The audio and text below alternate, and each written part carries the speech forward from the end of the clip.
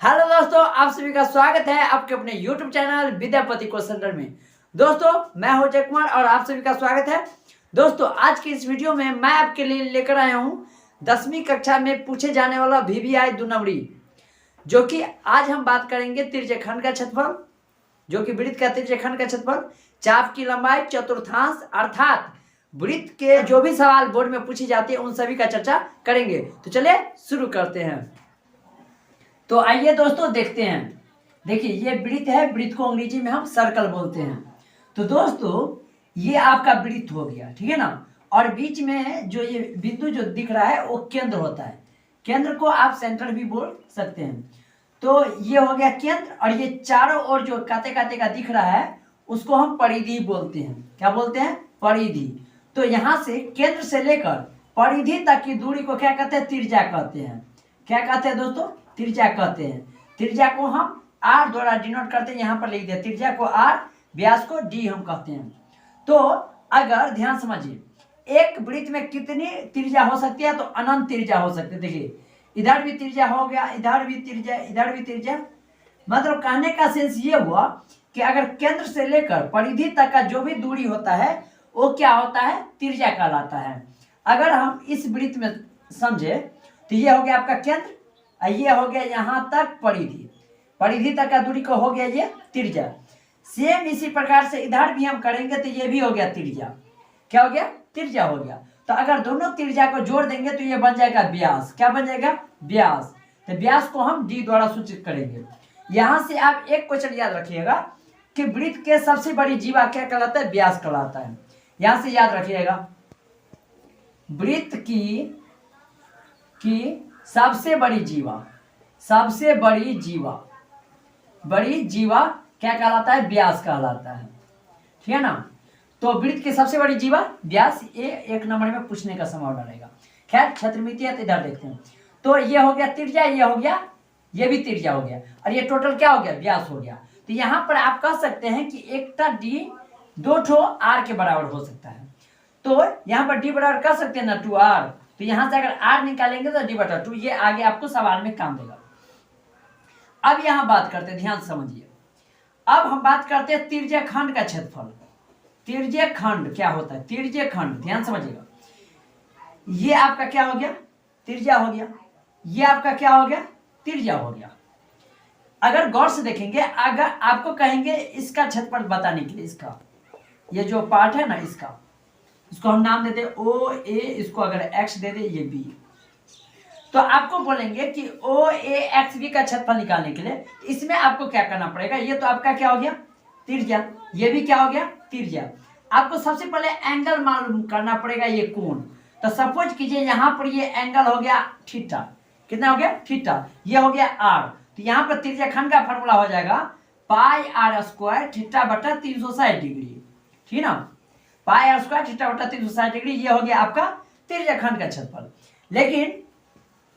लेकिन अगर हम चाप का लंबाई पूछे तो चाप का लंबाई किसको कहते हैं? तो चाप की लंबाई ये वाला होता है, ये वाला। देखिए, लंबाई बोले है ना, यहां पर गौर से देखते हैं।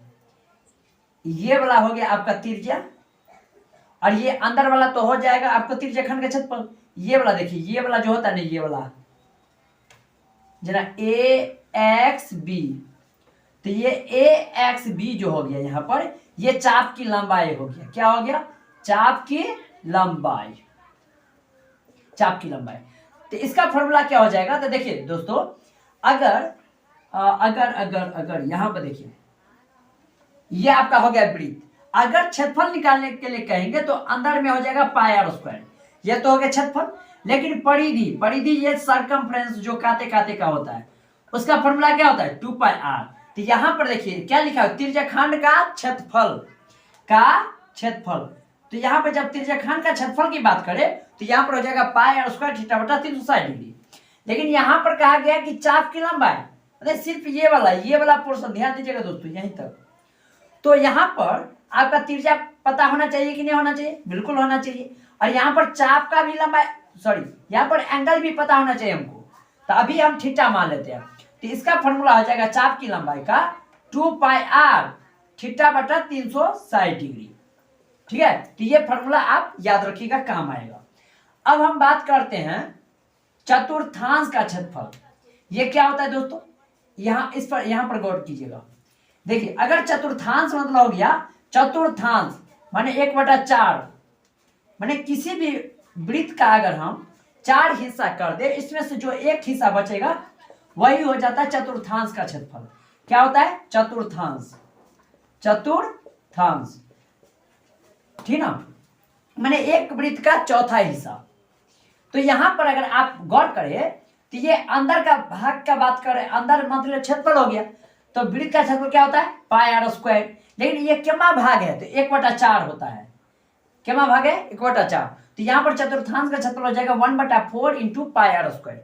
ठीक है, समझ में आ गया होगा। नहीं दिमाग लगे तो यहाँ पर गौर कीजिएगा, बचपन में आप पढ़े होंगे, जैसे ध्यान समझिए, ऐसे अगर इस टाइप का रहता था, ऐसे एक ठो रंगा हुआ रहता था, तो इसको भिन्न के रूप में कैसे करते थे, सर बताते थे कि यहाँ पर देखो एक गो रंगा हुआ है तो एक हो गया, लेकिन टोटल कितना है 2 ठो है। उसी प्रकार से यहाँ पर गौर कीजिए, देखिए एक रंगा हुआ है 4 है ना, तो 1/4 पाई आर स्क्वायर। समझ गए होंगे। बस एक फॉर्मूला यहाँ पर, यहाँ पर, यहाँ पर, ये फॉर्मूला आप याद रखिएगा, काम आएगा सवाल बनाने में।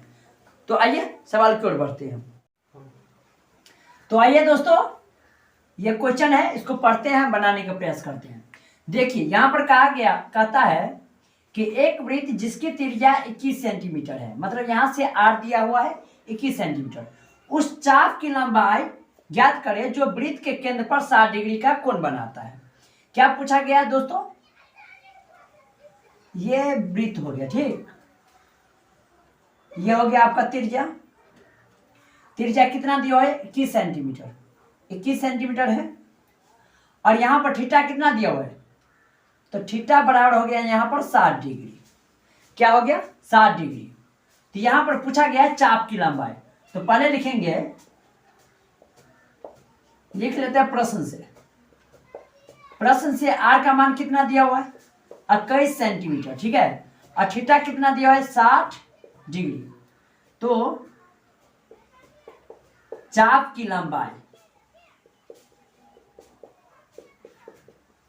चाप की लंबाई का फॉर्मूला होता है दोस्तों 2 पाई आर थीटा बट्टा 360 डिग्री। शुरू में हम बताए थे आपको, देखिए 2, अब पाई का मान कितना होता है 22/7 होता है, आर का मान यहां से 21 दिया हुआ है, और थीटा का मान कितना है 60, और नीचे में 360 डिग्री। ठीक है, इस तरह से आप भी, मतलब सवाल में आपको आर और थीटा दिया रहेगा, आप इसी तरह से बना लीजिएगा।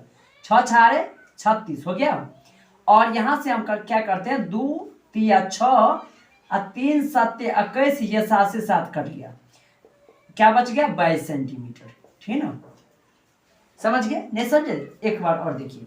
देखिए इस मतलब सवाल में आपको त्रिज्या माने आर आपको 21 सेंटीमीटर दिया हुआ था, उसमें पूछ रहा है चाप की लंबाई ज्ञात करें। इसका मतलब चाप की लंबाई ये हो गया, और यहाँ पर केंद्र पर दिया हुआ था कि कितना डिग्री है 60 डिग्री है। इस तरह से मान पुट कर दिए, 2 का जगह 2, पाई का मान 22/7, आर की जगह 21 और थीटा की जगह 60 डिग्री। इस तरह से काट कर कितना निकल गया 22 सेंटीमीटर। उम्मीद है कि आपको चाप की लंबाई समझ में आ गया होगा। चलिए आगे बढ़ते हैं। अब कहता है यहाँ पर कि वृत्त के चतुर्थांश का क्षेत्रफल ज्ञात करें यदि इसका परिमाप 25 सेंटीमीटर दिया हुआ है। तो इसको कैसे बनाएंगे, तो सबसे पहले क्या करेंगे हम, यहाँ पर वृत्त के परिमाप दिया हुआ है, तो वृत्त के परिमाप कितना दिया हुआ है 25 सेंटीमीटर दिया हुआ है।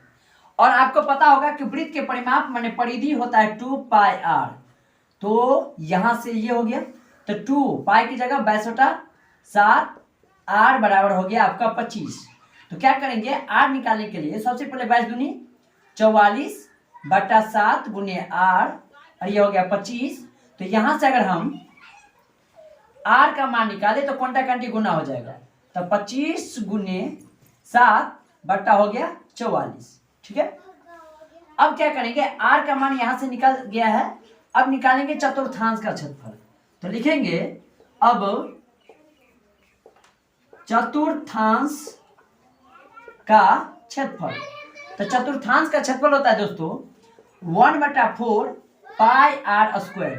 तो 1/4 पाई की जगह 22/7, और आर देखिए यहां से क्या है 25 गुने 7/44 और यहाँ से एक बार और लेंगे, ठीक है, 44, ठीक है। तो इसको काटेंगे कैसे, ध्यान से समझिएगा। 7 से गया, ये हो गया, और इसको क्या करेंगे, आधा करेंगे तो 2, ये हो गया आपका 11 मरतबे। और इधर और कोई कटेगा नहीं, कटेगा। तो क्या करते हैं, इसको क्या करते हैं, अब गुना कर देते हैं पूरा का। तो 11 गुने 25 गुने 7 गुने 25 और नीचे में यहाँ पर बच गया आपका 2 गुने 44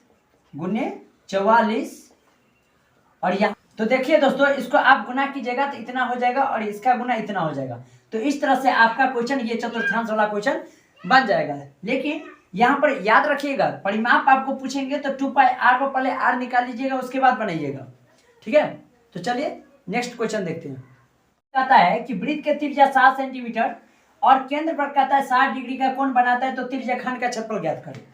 इसमें क्या कहता है क्वेश्चन, ये एक वृत्त है, ठीक है, और ये आपका हो गया त्रिज्या, ठीक है ना।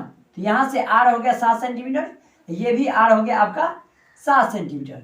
लेकिन क्या कहता है, कितना डिग्री का कोण, तो यहाँ पर कहता है 60 डिग्री का कोण। तो यहाँ पर थीटा का मान हो गया 60 डिग्री। तो ये जो अंदर वाला जो पार्ट होता है ना, उसका कहता है त्रिज्याखंड का क्षेत्रफल ज्ञात करने के लिए। तो लिखेंगे प्रश्न से, पहले लिख देंगे r बराबर 7 सेंटीमीटर, थीटा बराबर 60 डिग्री। तो लिखेंगे अब वृत्त के त्रिज्याखंड का क्षेत्रफल बराबर, तो वृत्त का त्रिज्याखंड का क्षेत्रफल होता है πr² थीटा बटा 360 डिग्री। तो पाई का मान 22/7, r 2 बार है, तो r को क्या करेंगे 7 गुने 7 गुने 60 बटा 360 डिग्री, ठीक है। तो 60 से करेंगे तो 6×6 कट गया, 7 से ये गया, चला गया, और इसको क्या करेंगे, आधा करेंगे तो 3, ये हो गया 11। तो 11 7 77 अब बट्टा में 3, इसको भाग भी दे सकते हैं, नहीं भी दीजिएगा तो खैर कोई दिक्कत नहीं होगा। ये हो गया 77/3 सेंटीमीटर स्क्वायर। दोस्तों, इस वीडियो में आप समझे कि चतुर्थांश का क्षेत्रफल, चाप की लंबाई, त्रिज्याखंड का क्षेत्रफल। पहले आप क्या कीजिएगा, फॉर्मूला याद कर लीजिएगा, उसके बाद सवाल और भी अपना मन से r और थीटा लेकर बनाइएगा, बन जाएगा। जो भी दिक्कत होगा आप कमेंट में लिख सकते हैं। दोस्तों, यह वीडियो आपको कैसी लगी, अपने सुझाव कमेंट में देना ना भूलेगा। अंत तक बने रहे, इसके लिए बहुत बहुत धन्यवाद। Thank you.